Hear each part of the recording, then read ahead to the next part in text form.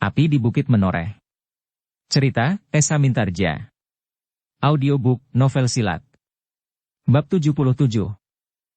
Terdengar gigi anak muda itu gemeretak. Selangkah ia surut untuk mengambil ancang-ancang.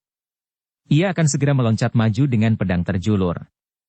Satu demi satu lawan-lawannya itu akan roboh. Mati.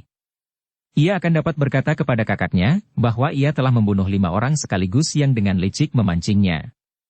Ia akan berkata kepada kakaknya, bahwa ia adalah laki-laki seperti prajurit yang lain. Lawan-lawannya pun seolah-olah telah pasrah diri. Mereka sudah merasa tidak mampu untuk berbuat apa-apa. Mereka telah sampai pada puncak keputusasaan, meskipun ujung pedang mereka masih juga terangkat setinggi lambung. Tetapi kekuatan tenaga mereka sama sekali sudah tidak memadai. Tariklah nafas yang terakhir sepuas-puas hati kalian, desis Agung Sedayu. Sekejap lagi kalian akan terguling di tanah tanpa dapat bernafas lagi. Kelima lawannya sama sekali sudah tidak menjawab, apalagi yang masih belum dapat tegak karena terluka di dadanya. Ia masih duduk di tanah, walaupun tangannya masih juga menggenggam pedangnya. Tetapi yang terjadi adalah di luar dugaan mereka. Di luar dugaan kelima orang yang sudah tidak berdaya itu, dan di luar dugaan Agung Sedayu sendiri. Ketika Agung Sedayu menggerakkan kakinya, siap untuk meloncat dengan pedang terjulur, tiba-tiba terasa sentuhan di bahunya.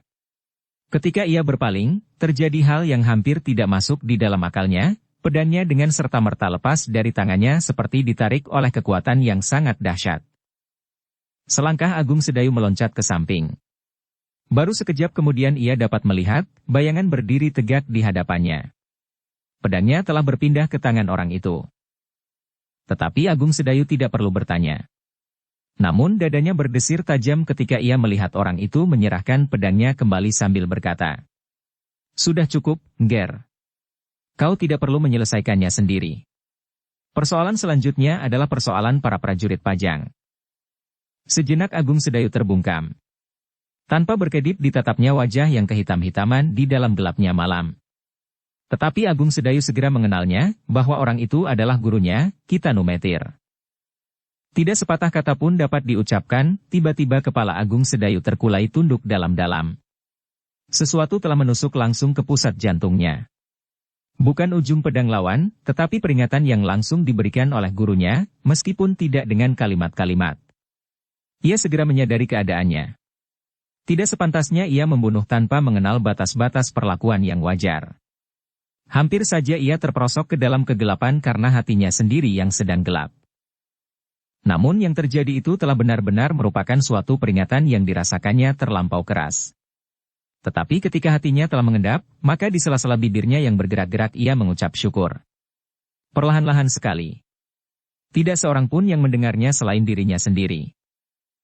Kitanumetir itu pun kemudian melangkah maju, mendekati kelima orang yang sedang menantikan ajal itu. Terdengar ia berkata, "Kalian lebih baik menghentikan perlawanan. Marilah ikut kami tidak akan berbuat terlampau jauh seperti yang kalian duga. Kami akan menyerahkan kalian kepada para peronda." Sejenak suasana menjadi hening. Tidak segera terdengar jawaban dari kelima orang itu. "Menyerahlah. Aku menjamin bahwa kalian akan diperlakukan dengan wajar," berkata Kitanumetir pula. Orang tua itu mengerutkan keningnya ketika ia mendengar jawaban. "Kami sudah siap untuk mati. Jangan kehilangan akal. Kalian masih akan mendapat kesempatan seperti kawan-kawanmu yang lain, yang telah menyerah lebih dahulu." Sekali lagi kelima orang itu terdiam. Dan yang terdengar adalah suara Kitanumetir kepada Agung Sedayu. "Angger Agung Sedayu. Pergilah ke Banjar, bukankah kakakmu Untara menunggumu di sana? Kau sudah kehilangan waktu beberapa saat untuk bermain-main di sini. Beritahukan kepada beberapa orang peronda yang kau jumpai, bahwa di sini ada beberapa orang yang akan menyerah." Agung Sedayu mengangguk. Jawabnya, "Baik, Guru. Aku akan pergi ke Banjar. Mungkin Kakang Untara sudah terlalu lama menunggu aku." "Iya, pergilah." Ketika kaki Agung Sedayu terayun, ia tertegun. Ia mendengar salah seorang dari kelima orang itu berkata, "Aku tidak akan menyerah. Aku ingin mati oleh tusukan pedang." Jangan membunuh diri dengan cara yang demikian. Tetapi pertempuran ini belum selesai. Heh, anak muda. Kalau kau tinggalkan orang tua ini seorang diri di sini, aku akan membunuhnya. Agung Sedayu memandangi orang yang berbicara itu, yang keningnya masih menitikkan darah dari lukanya. Lakukanlah kalau mampu, sahut Agung Sedayu. Tetapi dadanya kini sudah tidak dibakar lagi oleh nafsunya untuk membunuh. Mungkin kita Numetir bahkan akan memberimu obat yang dapat memampatkan darah dari lukamu. Orang itu menjadi heran. Tiba-tiba ia teringat, bagaimana mungkin orang tua itu dapat merebut pedang Agung Sedayu dengan mudahnya, sehingga orang ini pasti seorang yang jauh lebih dahsyat dari anak muda itu. Tetapi sikapnya dan kata-katanya telah mencairkan hati kelima orang yang telah membatu karena putus asa itu. Sepeninggal Agung Sedayu, kelima orang itu tidak menolak ketika kita Numetir memberi obat pada luka-luka mereka sekedar untuk menahan arus darah yang mengalir. Kalian tidak boleh kehabisan darah, berkata orang tua itu. Sementara itu Agung Sedayu berjalan dengan kepala tunduk. Peristiwa yang baru saja terjadi telah mengguncang dadanya. Ia merasa menyesal bahwa ia telah hanyut ke dalam arus kegelapan hati. Namun kadang-kadang masih juga timbul desah di dalam hati. Kenapa aku tidak dapat berbuat sebebas orang-orang lain? Kenapa aku masih saja terikat sama sekali kepada Kakang Untara? Ketika Agung Sedayu sampai di gardu peronda, segera diberitahukannya tentang kelima orang yang baru saja berkelahi melawannya. Selesaikanlah mereka menurut ketentuan yang berlaku, berkata Agung Sedayu. Apakah mereka tidak melarikan diri sepeninggalmu? Bertanya prajurit yang sedang bertugas itu. Mereka kini bersama kita Numetir, jawab Agung Sedayu. Baiklah, sahut prajurit itu kemudian. Aku akan persiapkan orang-orangku. Bukankah mereka berlima? Ya. Agung Sedayu tidak menunggui prajurit itu menyiapkan teman-temannya. Segera ditinggalkannya gardu perondaan itu untuk pergi ke Banjar Padepokan menemui kakaknya. Langkahnya semakin lama menjadi semakin cepat. Dicobanya untuk melupakan apa yang baru saja terjadi. Ia tidak mau lagi membayangkannya, apalagi betapa yang akan terjadi seandainya gurunya tidak mencegahnya melakukan pembunuhan yang tidak terkendali itu. Agung Sedayu menarik nafas dalam-dalam. Aku harus memetik pelajaran daripadanya. Tetapi ia tidak ingin bahwa peristiwanya itu sendiri selalu membayangi perasaannya. Sehingga dalam keraguan-raguan ia bertanya kepada diri sendiri. Apakah aku perlu mengatakannya kepada Kakang Untara? Agung Sedayu menggelengkan kepalanya. Tidak. Tidak perlu. Laporan itu akan datang dari para prajurit yang akan menangkap mereka. Aku tidak perlu berkata apapun tentang peristiwa itu. Tetapi kemudian ia berkata pula di dalam hatinya. Tetapi jangan-jangan Kakang Untara menganggap aku bersalah. Aku telah berbuat sendiri di daerah ini justru di luar wewenangku. Biarlah aku mengatakannya. Salah atau benar, aku akan mengatakannya. Agung Sedayu itu pun kemudian melangkah terus. Kini ia mencoba memusatkan perhatiannya kepada kakaknya. Kepada kepentingan yang akan disampaikan kepadanya. Ketika beberapa puluh langkah daripadanya terpancar seberkas sinar obor, hati Agung Sedayu menjadi semakin berdebar-debar. Sinar obor itu pastilah sinar obor yang dipasang di halaman Banjar. Dan kakaknya telah menunggunya di Banjar itu pula. Apakah yang akan dikatakannya? Gumamnya lambat. Agung Sedayu itu menggelengkan kepalanya. Tak seorang pun yang tahu selain Kakang Untara sendiri. Mungkin guru, tetapi mungkin pula tidak. Semakin dekat Agung Sedayu dengan Banjar Padepokan itu hatinya menjadi semakin berdebar-debar.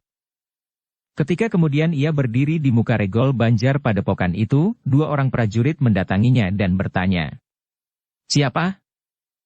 Aku, Agung Sedayu, sahut Agung Sedayu.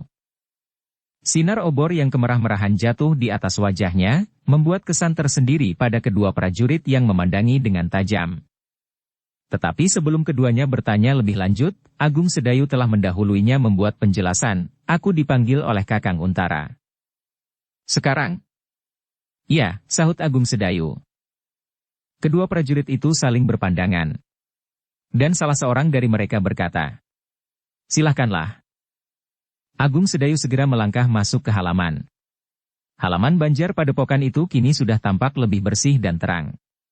Beberapa buah obor dipasang di sudut-sudut halaman dan sebuah lampu minyak yang cukup terang tergantung di tengah-tengah pendapa. Beberapa orang masih tampak duduk bercakap-cakap di pendapa itu. Sedang beberapa orang yang lain, yang terluka berbaring-baring sambil bercakap-cakap satu sama lain. Mereka memandangi Agung Sedayu ketika anak muda itu naik tangga dan berjalan di antara mereka, di tengah-tengah pendapa itu. Salah seorang yang telah mengenalnya dengan baik bertanya, "Apakah kau akan menemui kakakmu?" "Ya," sahut Agung Sedayu. "Ia berada di Pringgitan." Agung Sedayu sebenarnya sudah tidak memerlukan keterangan itu lagi. Ia tahu pasti bahwa kakaknya berada di Pringgitan. Mungkin dengan beberapa orang perwira pembantu-pembantunya. Mungkin bahkan sendiri sambil menunggunya. Tetapi ia menjawab, "Terima kasih." Dengan dada yang semakin berdebar-debar ia melangkah menuju ke pintu Pringgitan. Pintu lergan itu masih terbuka sedikit. Sepercik sinar dian di dalam Pringgitan itu sempat meloncat keluar. Hati-hati Agung Sedayu mendekati pintu. Kini ia sudah berada tepat di muka pintu. Tetapi keraguan-raguannya ternyata membuat ia tertegun.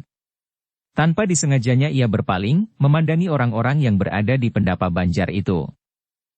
Agung Sedayu itu terkejut ketika tanpa disangka-sangkanya orang yang sudah mengenalnya dan memberitahukan kepadanya bahwa Untara berada di Pringgitan itu berbicara lagi, cukup keras. "Buka saja." Pintu itu tidak pernah diselarak. "Terima kasih," sekali lagi Agung Sedayu menjawab. Kini tangannya telah memegang wangku pintu yang dibuat dari anyaman bambu ulung. Perlahan-lahan ia mendorong ke samping. Dan pintu itu pun terbuka. Dada Agung Sedayu berdesir. Di dalam Pringgitan itu duduk hanya 2 orang saja. Kakaknya, Untara dan seorang lagi, Wuranta. "Masuklah," terdengar suara kakaknya berat tetapi dingin. Sedingin angin pegunungan yang bertiup semakin kencang. "Terima kasih, Kakang," sahut Agung Sedayu. Suaranya pun tiba-tiba bernada berat. Tetapi terasa sebuah getaran di dadanya terpercik di antara kata-katanya. Tetapi begitu ia melangkahkan kakinya, Agung Sedayu itu tertegun. Ia melihat Wuranta tiba-tiba berdiri dan berkata, "Untara, aku akan keluar sebentar. Udara terlampau panas di Pringgitan ini." Terasa jantung Agung Sedayu menjadi semakin cepat berdentang. Ia sadar bahwa kehadirannya lah yang seolah-olah telah mengusir Wuranta dari Pringgitan itu.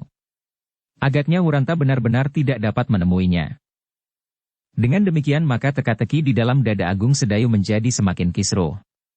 Panggilan kakaknya telah membingungkannya, dan kini ia menemukan suatu pertanyaan baru yang semakin membelit hati. "Apakah sebenarnya yang telah aku lakukan, sehingga aku terperosok dalam keadaan yang membingungkan ini?" desis Agung Sedayu di dalam hatinya. Tetapi yang terdengar adalah suara Untara. "Duduklah Wuranta." "Aku akan keluar sebentar," sahut Wuranta sambil melangkah. Tetapi sekali lagi terdengar Untara berkata, "Duduklah." Wuranta menggeleng. "Aku tidak betah duduk di dalam Pringgitan yang panas ini. Di luar udara akan lebih panas lagi." "Duduklah," ulang Untara. Tetapi Wuranta masih juga melangkah. Namun langkahnya pun tertegun. Agung Sedayu masih berdiri tegak di muka pintu. "Wuranta." Untara mengulanginya lagi. "Kemarilah dan duduklah. Dengar kata-kataku. Kemarilah kalian berdua. Duduk di sini. Aku perlu dengan kau berdua." Nada kata-kata Untara serasa semakin berat, memberati hati kedua anak-anak muda itu. Ketika sekali lagi Untara memanggil, maka Wuranta tidak dapat lagi menolaknya. "Wuranta. Kemari. Duduklah di sini. Mereka telah meninggal." Dengan wajah yang tegang Wuranta itu pun melangkah kembali. Dengan dada yang berdebaran ia duduk di tempatnya. Sekali matanya menyambar Agung Sedayu yang masih berdiri tegak di muka pintu.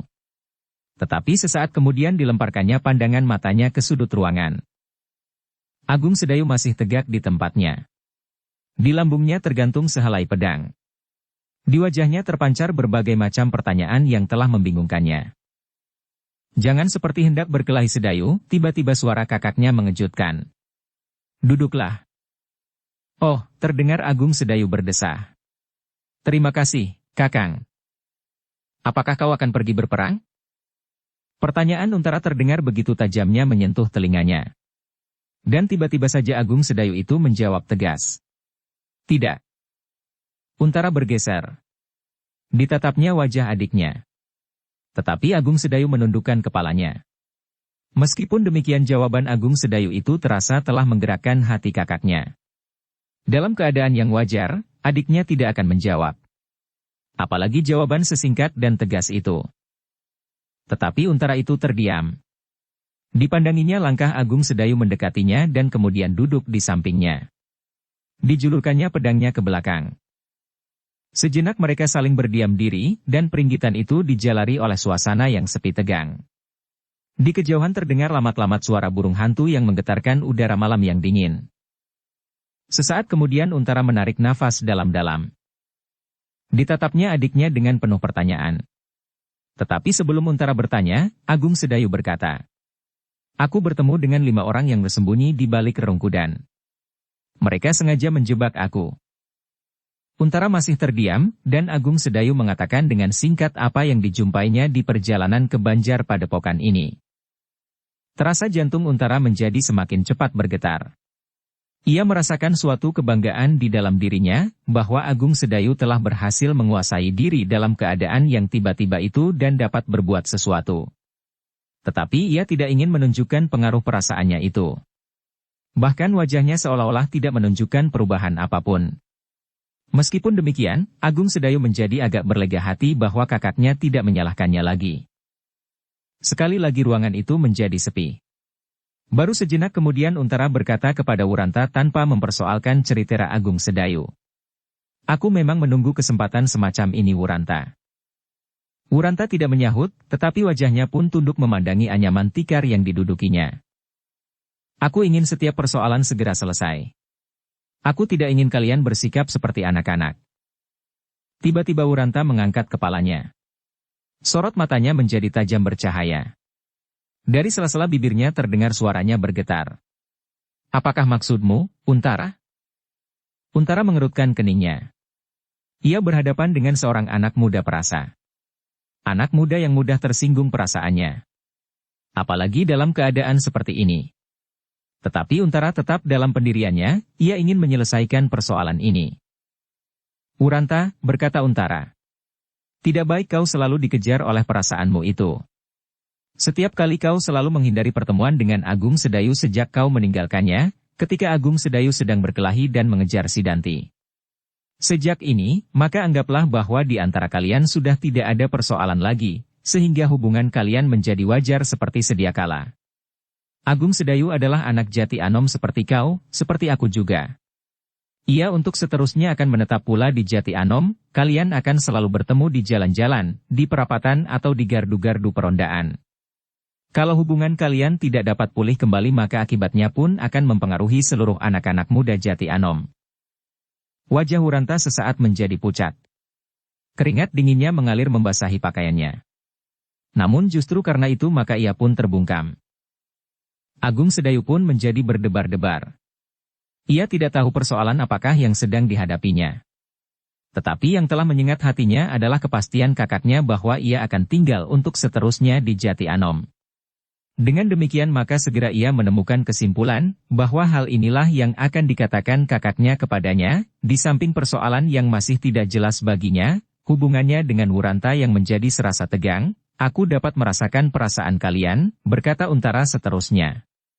"Tetapi aku tidak sependapat bahwa perasaan itu akan terlampau berkuasa di hati kalian. Kalian harus mengimbanginya dengan nalar dan pikiran, bahwa kalian adalah anak-anak muda Jati Anom. Bahkan kalian adalah harapan bagi kampung halaman. Kalian harus dapat menyingkirkan semua persoalan pribadi untuk kepentingan-kepentingan yang lebih besar. Apakah kalian dapat mengerti maksudku?" Wuranta masih terdiam. Keringatnya semakin banyak mengalir di seluruh wajah kulitnya. Sejenak ketiga anak-anak muda itu saling berdiam diri, sehingga peringgitan itu sekali lagi menjadi sepi. Dan sekali lagi terdengar burung hantu seolah-olah merintih menggetarkan udara malam. Di halaman daun-daun yang kuning berguguran oleh sentuhan angin lereng bukit yang semakin keras. Gemersak seperti gemeresaknya nafas Agung Sedayu dan Wuranta. Yang memecahkan keheningan itu adalah suara Untara memberat. "Pikirkanlah. Kalian bukan lagi anak kecil yang manja." Ketika Untara terdiam, tiba-tiba udara peringgitan itu digetarkan oleh suara Wuranta setajam getar jantungnya. Aku tidak mengerti apa yang kau katakan, Untara. Untara mengerutkan keningnya. Jawabnya. Aku kira cukup jelas. Kau agaknya menganggap bahwa selama ini aku selalu menghindari pertemuan dengan Agung Sedayu. Kau salah sangka. Aku tidak pernah berpikir demikian. Adalah kebetulan sekali bahwa aku tidak bertemu dengan Adi Agung Sedayu untuk beberapa lama. Untara menarik nafas dalam-dalam. Kau aneh, Wuranta. Kita sudah cukup dewasa. Aku tahu benar perasaanmu. Jangan ingkar. Baju Wuranta telah menjadi basah oleh keringat.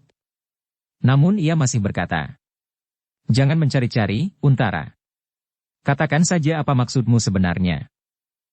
Untara terperanjat mendengar kata-kata itu. Ia adalah seorang senapati perang di daerah ini. Ia adalah orang tertinggi dalam tata keprajuritan Pajang di daerah lereng Merapi. Tetapi kemudian disadarinya bahwa di hadapannya duduk seorang anak muda Jati Anom.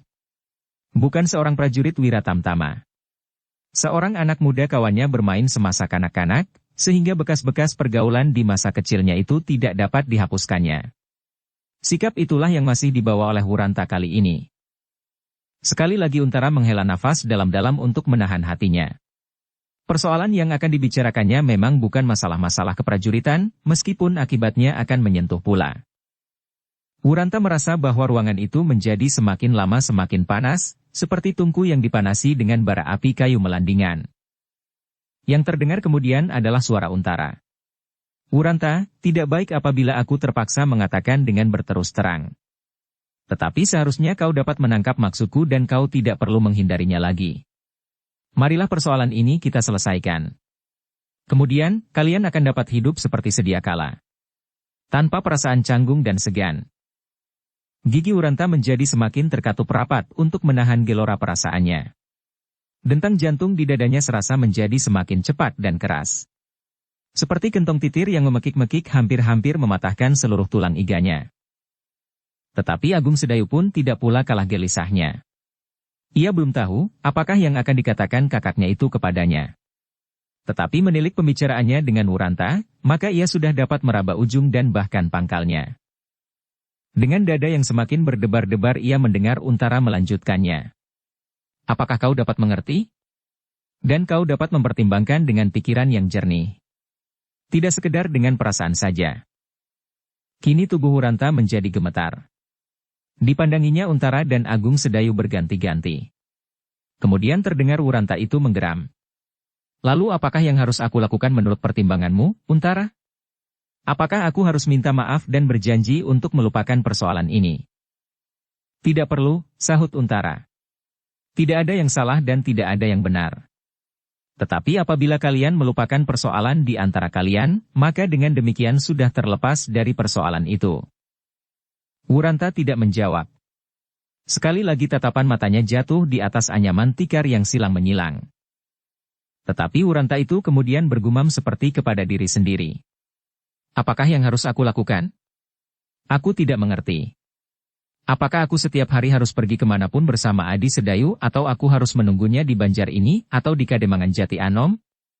Dan aku juga tidak mengerti apakah yang harus dilakukan oleh Adi Agung Sedayu dalam hal ini." Tampaklah sebersit warna merah di wajah Agung Sedayu. Sesaat ia mengangkat wajahnya. Sorot matanya menghunjam langsung ke wajah Wuranta, seolah-olah ingin melihat apakah yang sedang bergulat di dalam kepala anak muda itu. Betapa dahsyatnya jantungnya bergetar, sehingga ia tidak mampu untuk duduk mematung, mendengarkan pembicaraan yang tidak begitu jelas baginya, yang hanya dapat diraba-rabanya saja. Karena itu, maka terloncat katanya dengan suara gemetar. "Aku tidak tahu, apakah yang sedang kita bicarakan." Kedua anak-anak muda yang lain, Untara dan Wuranta, serentak berpaling kepadanya. Namun Wuranta kemudian segera melontarkan pandangan matanya ke sudut peringgitan, sedang Untara menarik nafasnya dalam-dalam. Dengan nada datar ia berkata, "Seharusnya kau pun sudah tahu. Setidak-tidaknya kau dapat merabanya." Agung Sedayu sendiri tidak mengerti kekuatan apakah yang tiba-tiba mendorongnya, sehingga ia berkata, "Kakang ingin menyelesaikan masalah yang agaknya menyangkut diriku. Menurut tangkapanku adalah masalah antara aku dan Kakang Wuranta. Aku tidak ingkar bahwa aku merasakan hubungan antara aku dan Kakang Wuranta menjadi aneh. Aku tidak tahu siapakah yang menyebabkannya. Tetapi itu adalah kenyataan, Kakang menghendaki persoalan ini harus segera mendapat pemecahan dalam sikap yang cukup dewasa.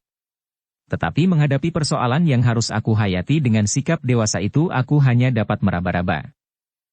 Untara terperanjat mendengar jawaban adiknya. Jawaban yang sama sekali tidak diduga-duganya. Dengan tajam ditatapnya wajah Agung Sedayu yang kemudian tertunduk.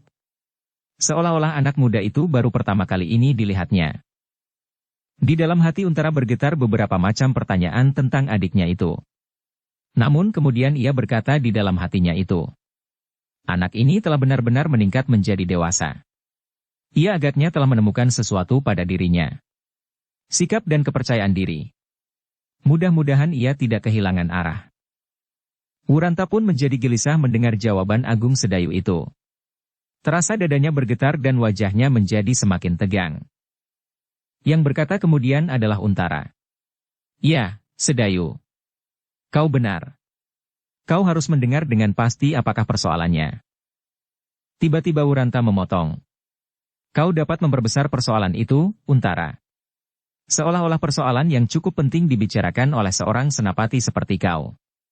Kalau kau tidak mempersusah dirimu dengan soal yang sama sekali tidak bersangkut paut dengan jabatanmu itu, maka aku kira persoalan ini pun akan dapat selesai dengan sendirinya. Untara menggelengkan kepalanya. Tidak, Wuranta. Meskipun kemungkinan yang demikian itu ada, tetapi kemungkinan yang lain pun dapat terjadi. Persoalan itu akan menjadi semakin parah. Wajah Wuranta menjadi kemerah-merahan. Sebaliknya aku berterus terang. Kalian harus melupakan persoalan kalian, berkata Untara kemudian. Persoalan yang dapat mengganggu hubungan kalian, hubungan antara anak-anak muda Jati Anom pada umumnya. Ya, aku tahu, sahut Agung Sedayu. Aku akan melupakan persoalan itu. Tetapi persoalan yang mana? Persoalan, bahawa aku siang tadi tidak datang menghadiri upacara pelepasan jenazah, atau persoalan lain. Untara mengerutkan keningnya. Kau tidak memperlancar pembicaraan ini. Baiklah, aku akan mengatakannya. Aku ingin kalian melupakan Sekar Mirah. Biarlah gadis itu kembali ke Sangkal Putung. Kalian adalah anak-anak muda Jati Anom. Kalian berdua termasuk orang-orang penting, terutama di lingkungan anak-anak muda. Wajah-wajah Agung Sedayu dan Wuranta berubah sesaat. Wajah-wajah itu dijalari oleh warna kemerah-merahan. Keduanya menundukkan kepalanya. Dan untuk sejenak keduanya tidak menyahut. Nah, aku sudah berterus terang. Kalian agaknya menghendaki aku berkata begitu. Dan aku sudah mengatakannya. Untara berkata selanjutnya. Alisnya tampak berkerut, dan ia berkata pula. Sudah cukup persoalan yang disebabkan oleh gadis itu. Salah satu sebab dari kepergian Sidanti dari Sangkal Putung adalah gadis itu pula. Kalau tidak ada Sekar Mirah di sana, yang agaknya akan mengecewakannya, maka ia masih harus mempertimbangkan 10 kali lagi untuk meninggalkan Sangkal Putung. Agung Sedayu dan Wuranta masih berdiam diri. Namun dengan demikian Agung Sedayu kini telah mendapat kepastian bahwa dugaannya selama ini ternyata benar. Tetapi dengan demikian pula, maka wajahnya menjadi semakin memerah. Ia menjadi malu atas persoalan yang melibatnya. Apalagi apabila diingatnya bahwa Wuranta adalah kawan sepermainan, meskipun umurnya agak lebih tua sedikit daripadanya. Kalian tidak usah ingkar. Kalian sama-sama mencintai gadis itu. Itulah sebabnya, maka kalian seolah-olah menjadi bersaing. Mungkin karena Agung Sedayu telah mengenal gadis Ilu lebih dahulu, maka hubungannya menjadi agak lebih rapat dari Wuranta. Hal itulah yang telah timbul pada kalian. Hal itu pula lah yang telah merenggangkan hubungan kalian. Keduanya masih berdiam diri. Dan Untara meneruskan. Kemudian kalian harus bercermin pada padepokan Tambak Wedi. Langsung atau tidak langsung, kehancuran padepokan ini sebagian dipengaruhi pula oleh kehadiran gadis itu di sini. Perkelahian antara Sidanti dan alap-alap Jalatunda adalah karena Sekar Mirah.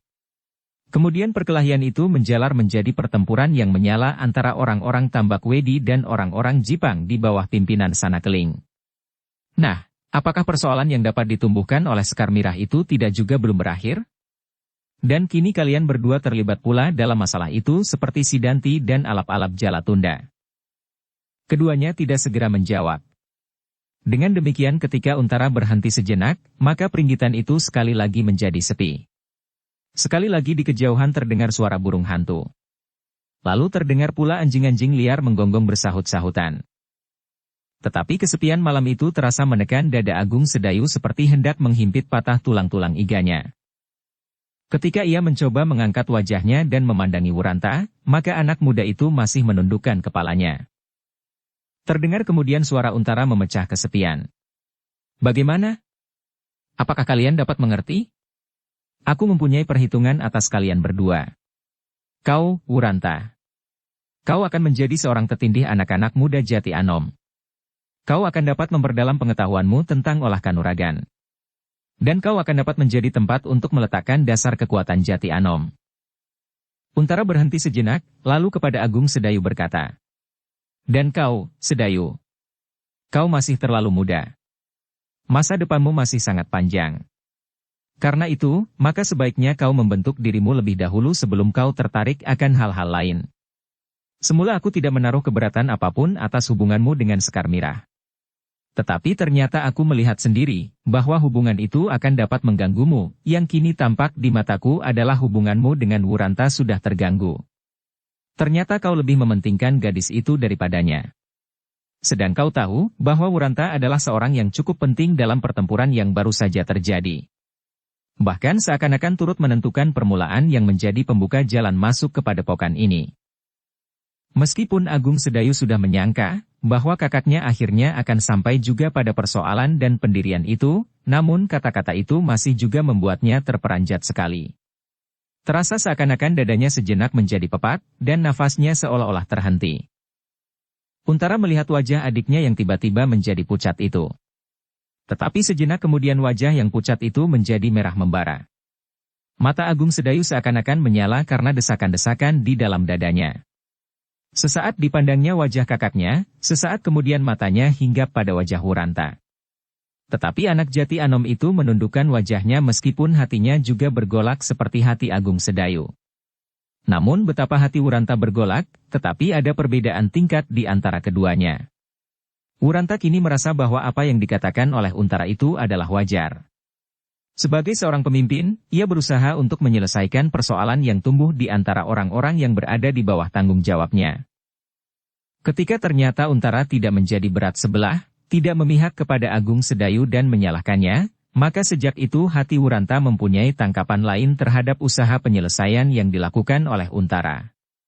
Tiba-tiba hatinya menjadi sangat terpengaruh oleh cara Senapati muda itu. Bahkan kemudian ia menghargainya. Ternyata Untara mempunyai sikap yang tidak disangka-sangkanya. Semula ia menyangka bahwa Untara pasti akan membela adiknya. Menyalahkannya dan berusaha untuk membela kebenaran Agung Sedayu. Tetapi ternyata tidak. Untara tidak berbuat demikian menurut penilaian Wuranta.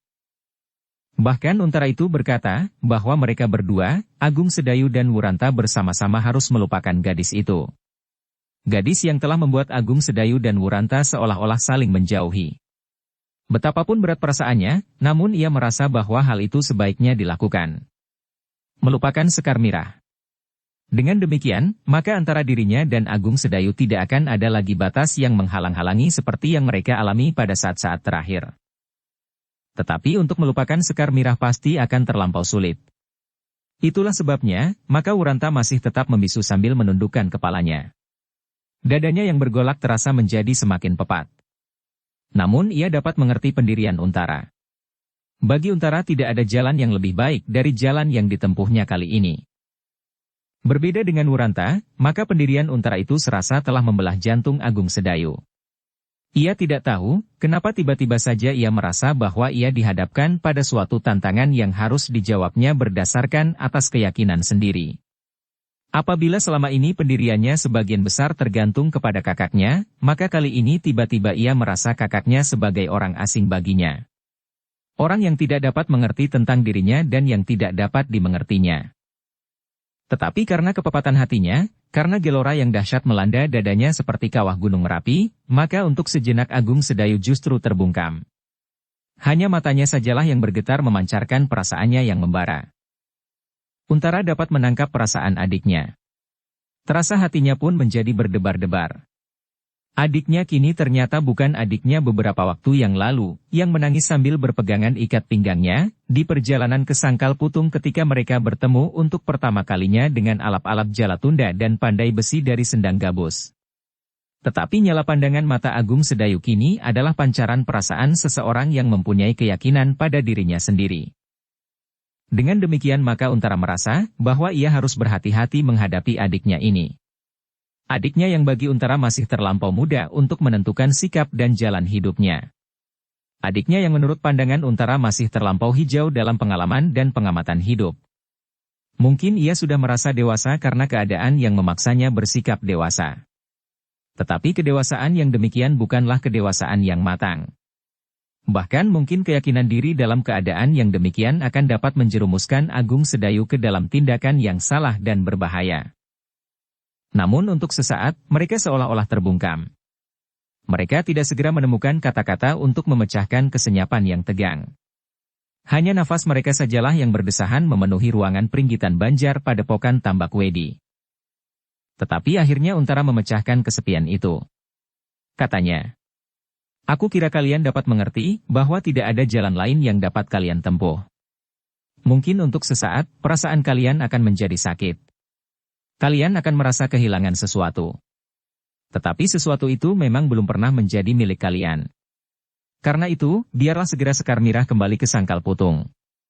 Aku akan menyediakan pengawalan yang kuat sehingga meyakinkan bahwa mereka akan selamat sampai ke Kademangan itu, meskipun seandainya mereka bertemu dengan Ki Tambak Wedi, Sidanti, dan Argajaya di perjalanan.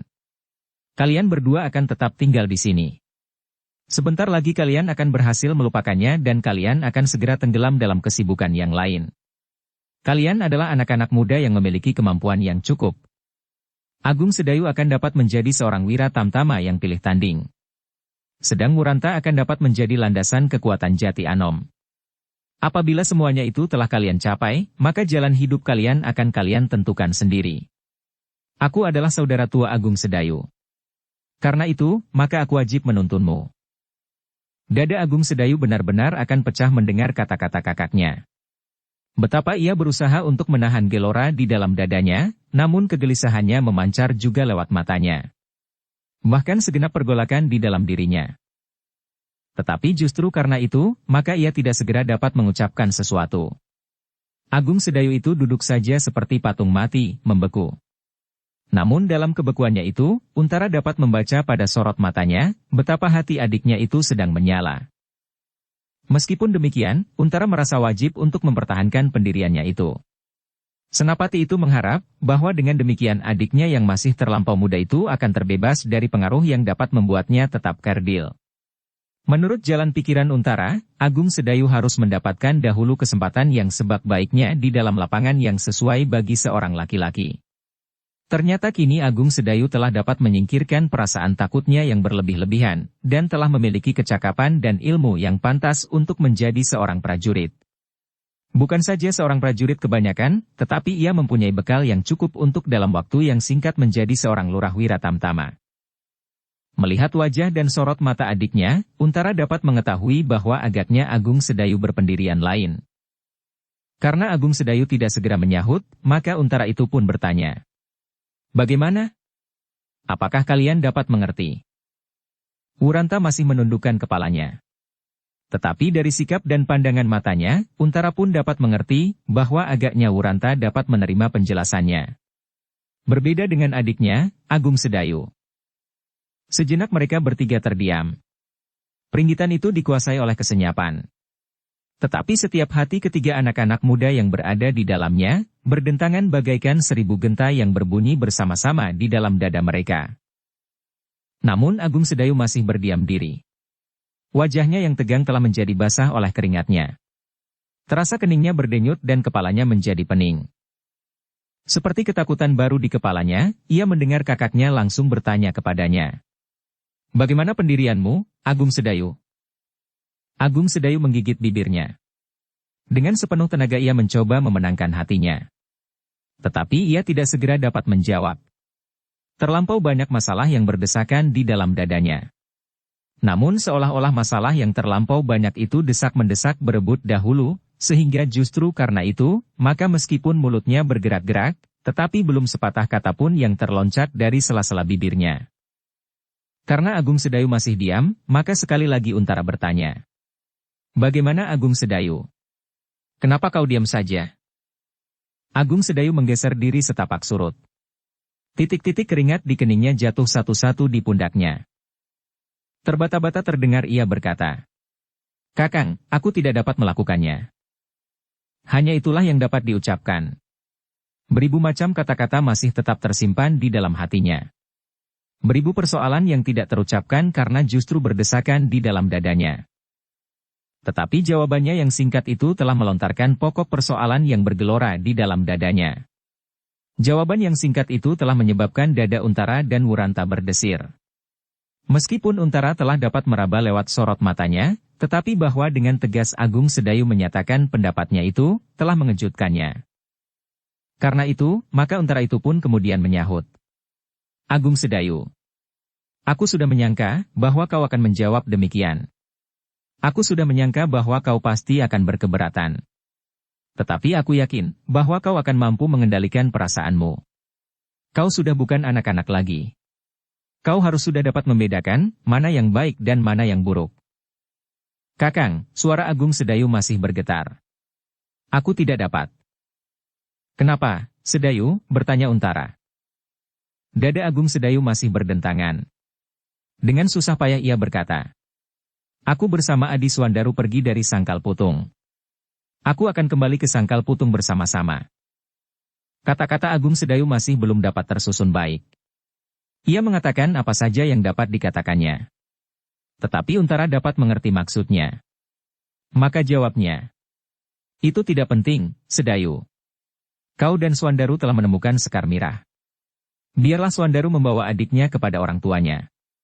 Swandaru akan dapat mengatakan bahwa kau akan tetap tinggal di Jati Anom. Tidak, kata-kata Agung Sedayu terlampau singkat.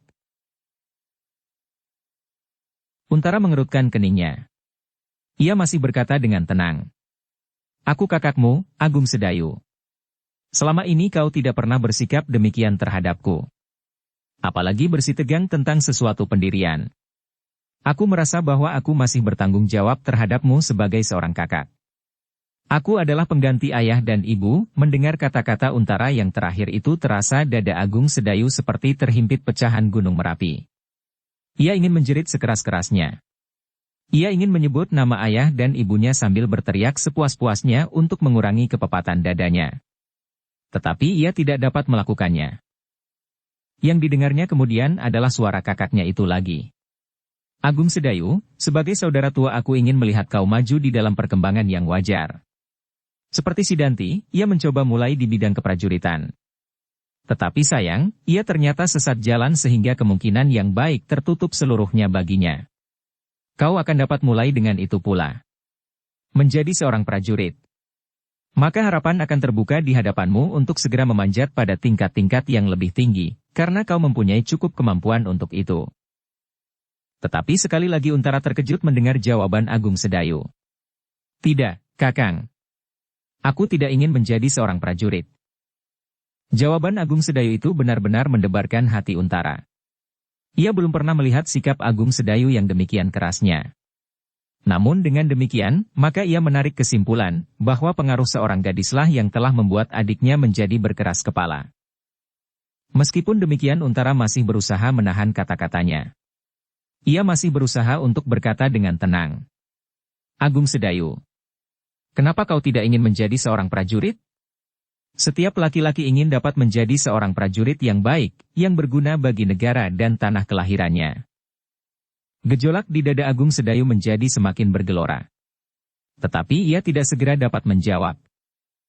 Prajurit adalah suatu lapangan kebaktian yang paling baik bagi seorang laki-laki muda yang mempunyai bekal yang kuat seperti kau. Ayah juga mengharap aku menjadi seorang prajurit. Dan aku telah mencoba untuk memenuhi harapan ayah itu. Tetapi tanpa diduga-duga Agung Sedayu menjawab. Kakang, apakah ayah dan ibu juga mengharap aku menjadi seorang prajurit?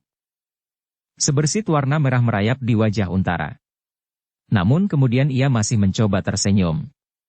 Jawabnya, Agung Sedayu, kalau ayah mengharap aku menjadi seorang prajurit, maka ayah pun akan bergembira sekali seandainya sempat melihat kau sudah berubah sifat sama sekali, alangkah senangnya. Kau sekarang sudah tidak takut lagi terhadap genderuwo bermata satu di tikungan randu alas. Kau sudah tidak takut lagi terhadap Sidanti. Alangkah senangnya. Tetapi, Kakang, suara Agung Sedayu sendat. Ibu akan menjadi sedih kalau aku menjadi seorang prajurit. Seandainya ibu masih ada, maka ibu pasti akan berpendirian lain. Ah, kesabaran Untara sedikit demi sedikit menjadi larut, seperti sebongkah garam yang benamkan ke dalam air. Itu adalah karena kau pada waktu itu seorang penakut. Tetapi kau harus berbangga bahwa kau sekarang bukan lagi seorang penakut. Kau kini seorang laki-laki penuh. Dan kau pantas untuk menjadi seorang prajurit. Aku tidak ingin menjadi seorang prajurit, Kakang. Wajah Untara menjadi tegang. Sedang Muranta yang duduk membeku itu pun menjadi tegang juga. Ia kini tinggal mendengarkan saja pembicaraan kakak beradik yang lebih condong pada persoalan keluarga itu. Kau harus mendengarkan nasihatku, Agung Sedayu. Aku dapat memilih lapangan yang pantas buatmu. Terasa getar di dada Agung Sedayu seolah-olah telah merontokkan iga-iganya. Ia merasakan kata-kata kakaknya yang tajam. Perlahan-lahan tumbuhlah keseganannya kepada saudara tuanya itu, meskipun ia tidak dapat mengerti dan menerima petunjuknya. Agung Sedayu. Tak ada orang lain yang mencoba menempatkan kau di tempat yang sebaik-baiknya selain aku. Kalau kau tidak ingin menjadi seorang prajurit, lalu kau ingin menjadi apa? Agung Sedayu tidak segera dapat menjawab. Selama ini ia memang belum pernah berpikir, lapangan apakah yang paling sesuai dengan dirinya, sifat-sifatnya, dan kemampuannya. Karena itu, ketika kakaknya mengajukan pertanyaan itu, ia menjadi bingung. Coba katakan, apakah kau sudah mempunyai pilihan? Perlahan-lahan Agung Sedayu menggeleng. Belum, Kakang. Nah, kau masih belum tahu apa yang akan kau lakukan. Kau masih belum menemukan tempat berpijak, tetapi kau sudah menambatkan hatimu kepada seorang gadis. Coba, apa yang akan kau lakukan dengan gadis itu? Dan apa pula yang akan terjadi dengan dirimu sendiri? Dada Agung Sedayu terasa terhantam guntur yang meledak di depan hidungnya. Terasa dadanya menjadi pepat dan nafasnya menjadi sesak. Justru karena itu, maka pikirannya menjadi gelap. Dan ia tidak tahu apa yang harus dikatakannya. Sadari, Sedayu. Sadari. Aku adalah kakakmu. Tidak akan aku menjerumuskan kau ke dalam keadaan yang pahit. Aku berusaha untuk membantumu menemukan hari depan yang baik. Kau harus mengerti. Ketika Untara terdiam sejenak, maka keadaan peringgitan itu menjadi terlampau sepi. Di halaman sudah tidak terdengar lagi suara para prajurit. Sepi. Sepi sekali. Sejenak mereka tenggelam di dalam angan-angan masing-masing. Betapa dinginnya malam, tetapi dada Agung Sedayu terasa hangus terbakar. Ia sama sekali tidak dapat menerima pendirian kakaknya.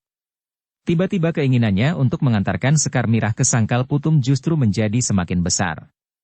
Terbayang di ruang matanya, wajah gadis itu menangis.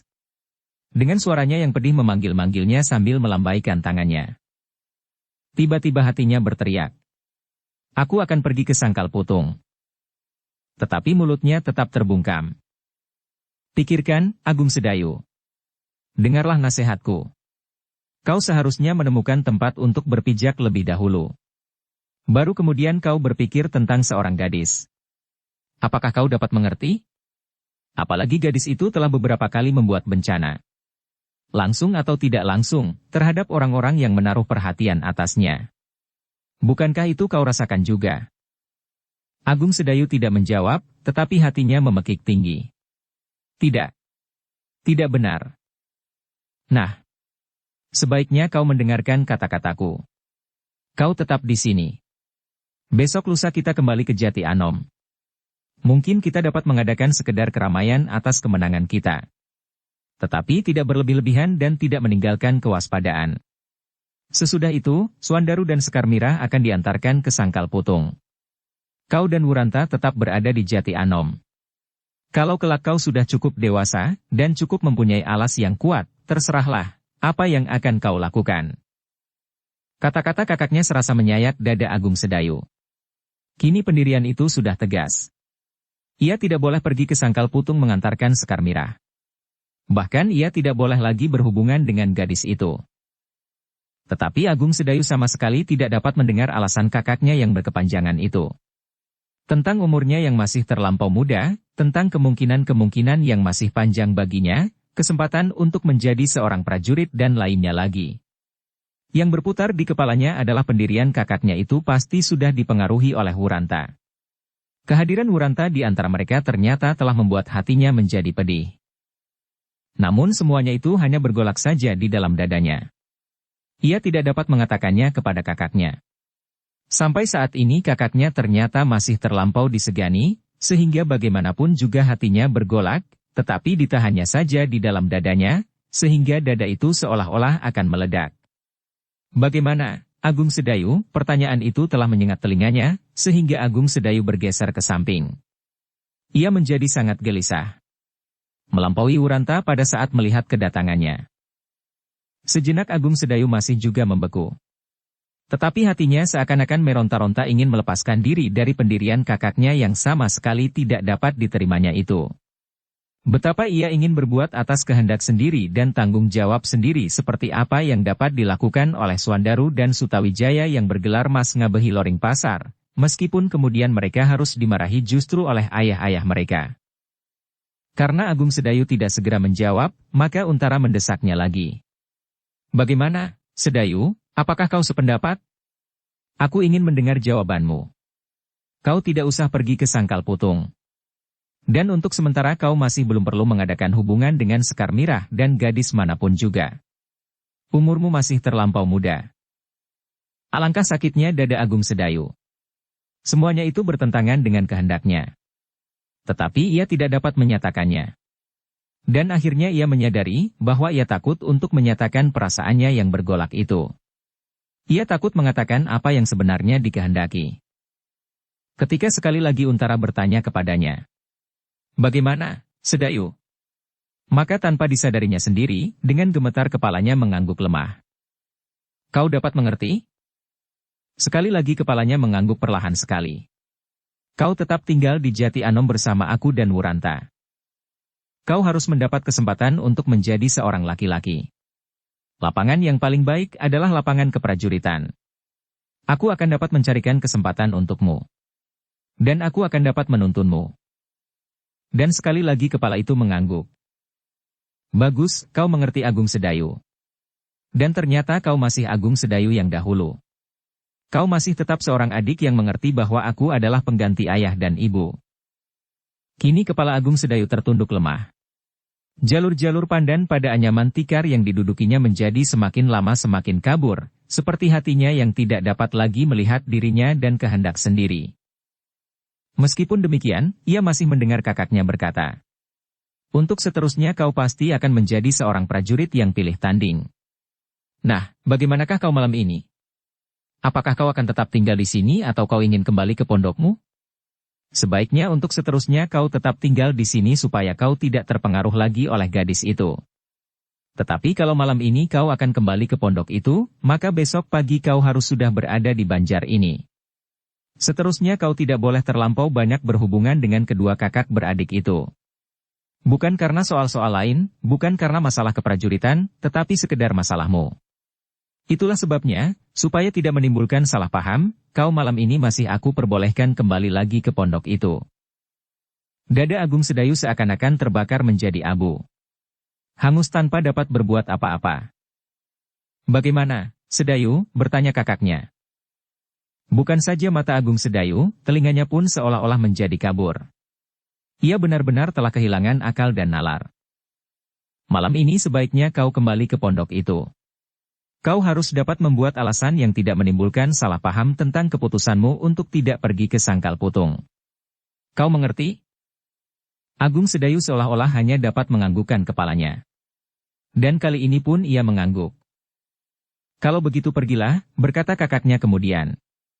"Hati-hati, jangan menimbulkan salah paham." Sekali lagi Agung Sedayu mengangguk, tetapi ia masih duduk saja di tempatnya, sehingga kakaknya bertanya, "Bagaimana? Kenapa kau masih duduk saja? Oh, baru Agung Sedayu serasa sadar dari mimpinya yang dahsyat. Baru ia merasa bahwa bajunya basah oleh keringat dinginnya. Perlahan-lahan ia bangkit dan berkata, "Aku akan kembali ke pondok, Kakang." "Hati-hati Sedayu. Kau bukan anak-anak lagi. Jangan menumbuhkan sakit hati, supaya hubungan Sangkal Putung dan prajurit Pajang yang masih berada di sana tidak terpengaruh oleh kesalahanmu." Sedayu mengerutkan keningnya.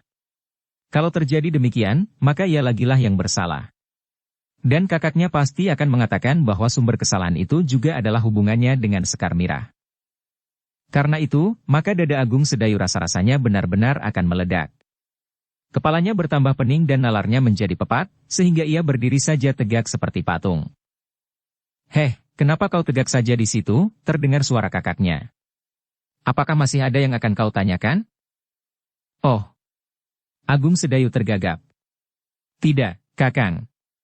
Aku minta diri." "Hati-hatilah," pesan kakaknya sekali lagi. Agung Sedayu segera melangkah meninggalkan peringgitan itu. Tetapi ia sama sekali tidak ingat untuk minta diri kepada Wuranta. Baru ketika ia sudah berada di pendapa luar pintu peringgitan, ia teringat kepadanya. Tetapi Agung Sedayu tidak melangkah kembali. Ia berjalan terus dengan kaki gemetar di antara beberapa orang yang sudah tertidur di pendapa. Satu dua masih terjaga dan Agung Sedayu mendengar mereka terbatuk-batuk. Wuranta, yang masih duduk bersama-sama dengan Untara, ternyata merasa tersinggung juga akan sikap Agung Sedayu, sehingga ia berkata, "Kalau hubunganku dengan adikmu itu kemudian tidak juga dapat menjadi baik, sama sekali bukan salahku. Kau lihat sendiri bagaimana sikapnya kepadaku. Ketika ia meninggalkan peringgitan ini ia sama sekali tidak menyapaku. Apalagi minta diri. Ia masih terlampau muda. Perasaannya masih lebih banyak berbicara daripada pikirannya. Kau sendiri pernah juga mengalami masa-masa di mana kau kehilangan pegangan. Sekarang kau sudah menemukan keseimbangan. Kau harus dapat mengerti keadaan Agung Sedayu. Karena itu kau akan dapat memaafkannya." Wuranta tidak menjawab. Bagaimanapun juga, Untara adalah kakak Agung Sedayu, sehingga untuk menyalahkannya ia agak segan-segan juga. Namun sikap Agung Sedayu itu benar-benar menyinggung perasaannya. Justru karena di antara mereka ada persoalan yang seakan-akan menjadi kabut yang membatasi mereka itu. Ketika Agung Sedayu keluar dari regol halaman bandar Padepokan Tambak Wedi, maka ia seakan-akan tidak dapat lagi menahan hatinya. Ingin ia berteriak sekeras-kerasnya. Ingin ia menjerit dan melontarkan suaranya sampai ke puncak gunung. Tetapi yang dirasakannya hanyalah pepat di dadanya. Hanya tiba-tiba saja meledaklah geramnya seperti gelegak perut Gunung Merapi. "Tidak. Aku tidak dapat melakukannya. Aku akan pergi ke Sangkal Putung, malam ini juga." Ternyata Agung Sedayu tidak kuasa menahan dirinya. Tekanan-tekanan yang diberikan oleh Untara hanya dapat menahan anak itu di hadapannya. Tetapi setelah ia meninggalkan peringgitan, maka ia sama sekali telah melupakan kesanggupannya yang dinyatakannya karena perasaan segan dan takut, tetapi yang sebenarnya sama sekali tidak dapat diterima oleh perasaannya. Tiba-tiba Agung Sedayu itu seolah-olah didorong oleh desakan-desakan di dalam dadanya, langkahnya pun menjadi semakin cepat. Bahkan ia berlari-lari kecil seperti takut kamanungsan karena kokok ayam jantan di kejauhan. Ia terkejut ketika tiba-tiba saja di perapatan ia bertemu dengan dua orang peronda yang menyapanya. "Heh, siapa kau?" Agung Sedayu berhenti sejenak, tetapi ia tidak segera menjawab, sehingga kedua peronda itu mengulanginya. "Siapa kau?" Agung Sedayu menjawab dengan malasnya. "Agung Sedayu." "Oh," orang itu menyahut. "Apakah kau baru dari Banjar?" "Iya," jawab Sedayu. Meskipun demikian, salah seorang dari kedua peronda itu mendekati dan mengamat-amatinya dengan seksama. "Kemana kau malam-malam begini?" bertanya peronda itu. "Kembali ke pondokku." Oh, peronda itu mengangguk-anggukan kepalanya. "Silahkan." Agung Sedayu meneruskan langkahnya. Tergesa-gesa. Dadanya serasa selalu mendesaknya untuk segera sampai ke pondoknya, untuk kemudian mengatakan kepada Suandaru dan Sekar Mirah, bahwa mereka harus segera bersiap. Malam ini juga pergi ke Sangkal Putung. Ketika nyala lampu di regol halaman pondoknya sudah dilihatnya, maka Agung Sedayu semakin mempercepat langkahnya. Jarak yang sudah menjadi semakin pendek itu, terasa terlampau lama dilampauinya. Ia ingin sekali loncat dan langsung sampai ke dalam pondoknya. Karena itu, maka Agung Sedayu itu kemudian berlari sekuat-kuatnya seolah-olah takut dikejar hantu. Suandaru dan Sekar Mirah yang belum juga dapat tidur terkejut mendengar langkah berlari-lari di halaman. Suandaru segera meloncat berdiri. Tangannya tanpa disadarinya telah melekat di hulu pedangnya. "Siapa, Kakang?" bertanya Sekar Mirah yang menjadi cemas. "Duduklah, Mirah." Sekar Mirah yang telah berdiri di belakang Suandaru mendesaknya. "Siapa, Kakang?" "Aku tidak tahu." "Tenanglah." Tetapi kecemasan Sekar Mirah menjadi semakin dalam mengusik jantungnya, sehingga dadanya menjadi berdentangan. Langkah di luar itu kini terputus. Sejenak kemudian terdengar pintu rumah itu diketuk orang. Suandaru melangkah mendekati pintu. Ketika Sekar Mirah ingin mengikutinya, maka didorongnya gadis itu surut perlahan-lahan sambil berbisik. "Jangan dekat-dekat. Mungkin aku harus menarik pedangku." Wajah Sekar Mirah menjadi berkeringat. Dan ia mendengar Suandaru menyapa. "Siapa di luar?" Terdengar sebuah jawaban dengan suara bergetar. "Aku, Agung Sedayu." "Heh." Suandaru terkejut. Ia tidak dapat mengerti kenapa Agung Sedayu terpaksa berlari-lari. Karena itu, maka dadanya menjadi berdebar-debar. Hanya oleh hal-hal yang luar biasa sajalah, maka Agung Sedayu terpaksa berlari. Karena itu maka cepat ia meloncat meraih palang pintu. Sekali renggut, maka pintu itu pun telah terbuka. Maka dilihatnya Agung Sedayu berdiri di muka pintu dengan wajah yang pucat dan tubuh gemetar. Karena itu maka Suandaru pun menjadi semakin cemas. Dengan terbata-bata ia bertanya, "Apa yang telah terjadi, Kakang?" Agung Sedayu yang sedang kebingungan itu menjadi semakin bingung mendengar pertanyaan itu. Tiba-tiba saja ketika ia telah berdiri di muka Suandaru dan Sekar Mirah, ia menjadi ragu-ragu untuk mengatakan apa yang sebenarnya telah terjadi atas dirinya. "Apa yang telah terjadi, Kakang? Apakah Kakang sedang dalam bahaya?" Suandaru melihat Agung Sedayu menggelengkan kepalanya.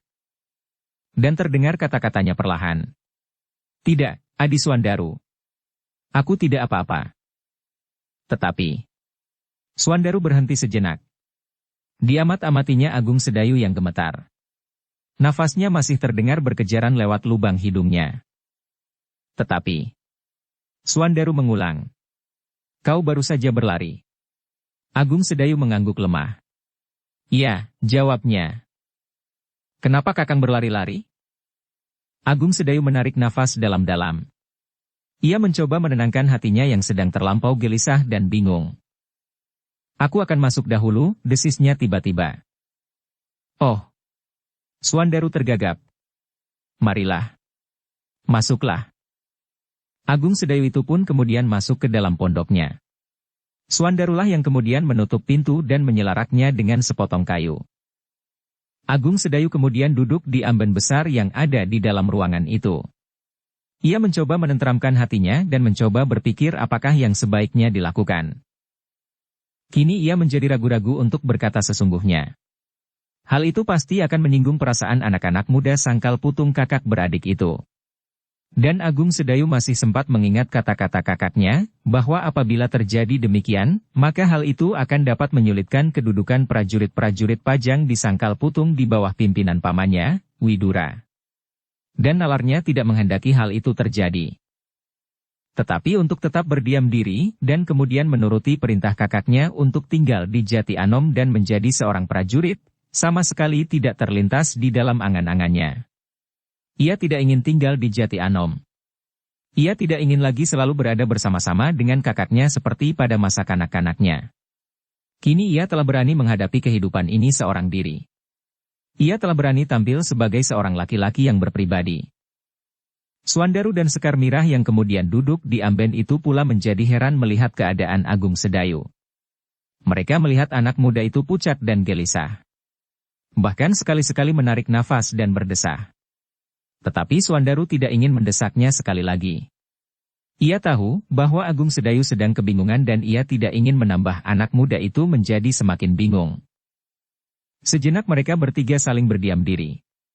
Meskipun Suandaru dan Sekar Mirah selalu memandangi Agung Sedayu yang gelisah, tetapi mereka tidak bertanya sepatah kata pun. Mereka hanya menyimpan keheranan dan kecemasannya di dalam dadanya. Di luar gemersik dedaunan menjadi semakin keras ditiup angin lereng pegunungan yang mengalir dari selatan. Dinginnya menembus dinding pondok yang tidak terlampau rapat, menyusup menyentuh kulit. Sementara itu, dada Agung Sedayu masih saja bergolak. Dicarinya cara yang sebaik-baiknya untuk mengatakan keadaannya tanpa menyinggung perasaan kedua kakak beradik itu, seolah-olah mereka sama sekali sudah tidak diperlukan lagi di sini dan diusir untuk segera pergi kembali ke Sangkal Putung. Sekali lagi Agung Sedayu berdesah. Kediamannya telah membuat ruangan itu semakin lama semakin tegang. Dan untuk melepaskan ketegangan itu tiba-tiba saja terloncat dari bibirnya pertanyaan. Apakah kalian belum tidur?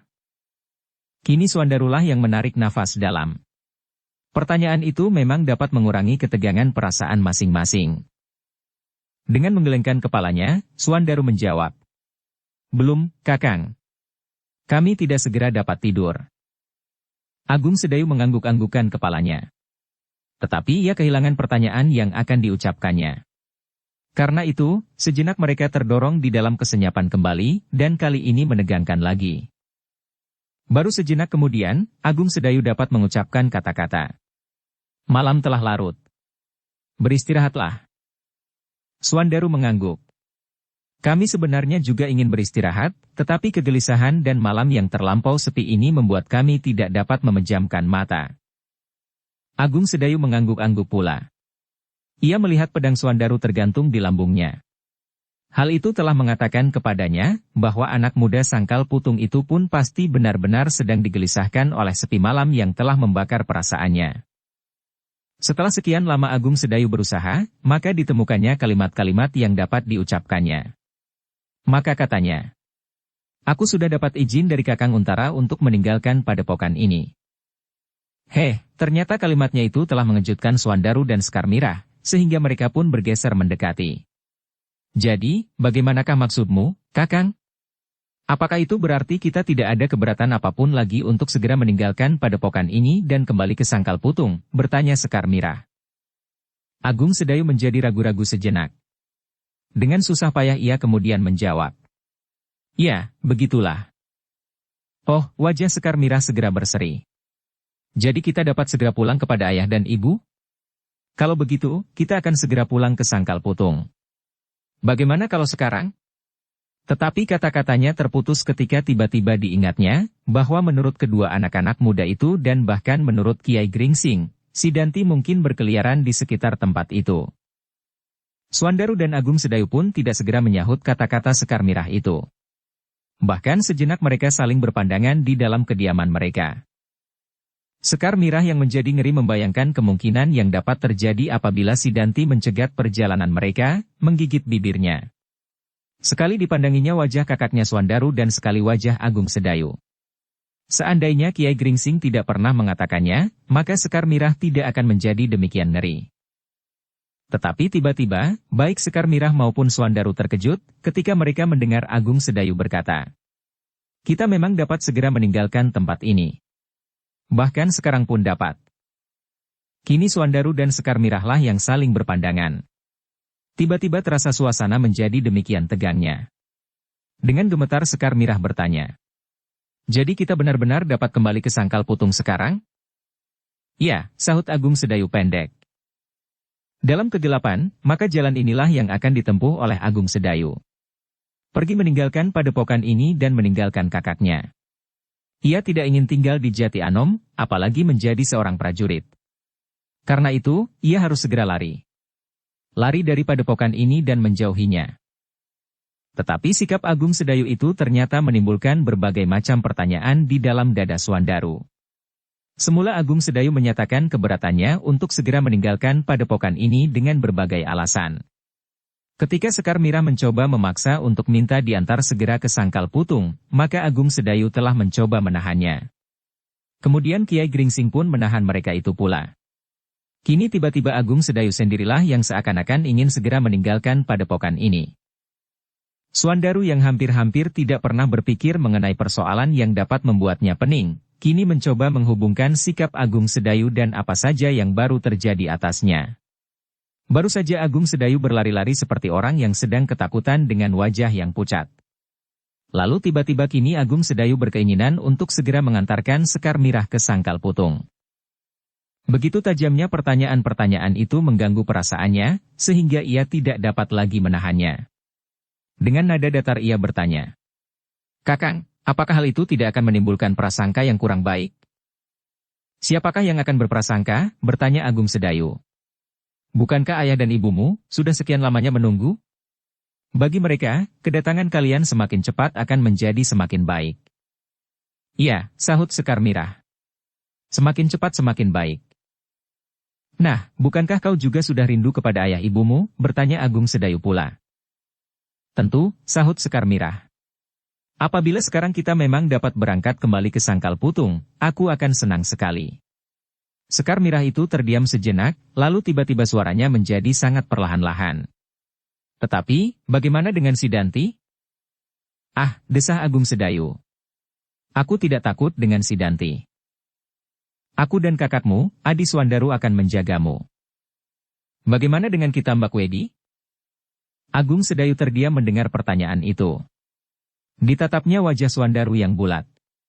Tetapi sepasang mata pada wajah itu memancarkan beribu macam pertanyaan yang bergelora di dalam dada anak muda yang gemuk itu. "Kakang," berkata Suandaru. "Aku pun sebenarnya ingin segera pulang ke Sangkal Putung. Tetapi betapa tumpul otakku, namun aku merasakan sesuatu yang tidak wajar. Aku tidak tahu, apakah perasaanku yang tidak wajar, apakah memang sebenarnya sedang terjadi sesuatu atasmu. Aku masih belum tahu, apakah sebabnya kau berlari-lari di halaman. Dan sekarang aku pun masih belum tahu, apakah yang menyebabkan kau tergesa-gesa meninggalkan padepokan ini?" Dada Agung Sedayu berdesir mendengar pertanyaan itu. Tetapi kemudian ia menyadari bahwa pertanyaan yang demikian itu justru adalah pertanyaan yang wajar. Dicobanya untuk menahan gelora di dadanya. Dan dicobanya untuk memperhitungkan keadaan yang dihadapinya dengan tenang. Tetapi hatinya benar-benar menjadi pepat. Karena itu, sejenak ia berdiam diri saja. Direnunginya kini sudut ruangan itu dengan pandangan mata yang kosong.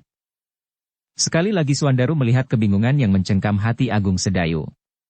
Dan sekali lagi ia tidak ingin menambah hati anak muda itu menjadi semakin bingung. Karena itu, maka ia pun tidak mendesak lagi. Kini Suandaru pun duduk merenung. Tanpa sesadarnya tangannya telah membelai hulu pedangnya yang dibuatnya dari gading. Sedang Sekar Mirah pun menjadi bingung sendiri. Ia tidak tahu persoalan apakah yang sebenarnya sedang dihadapi. Tetapi seperti juga Suandaru, ia pun merasakan pula sebuah sentuhan yang tidak sewajarnya pada perasaannya. Tetapi ia pun tidak bertanya sesuatu. Namun sekali lagi Suandaru dan Sekar Mirah terkejut ketika mereka mendengar Agung Sedayu bergumam lirih. "Tetapi aku harus segera meninggalkan padepokan ini." Ketika Suandaru dan Sekar Mirah berpaling kepadanya, Sedayu masih saja merenungi sudut ruangan itu. Bersambung ke bab 78.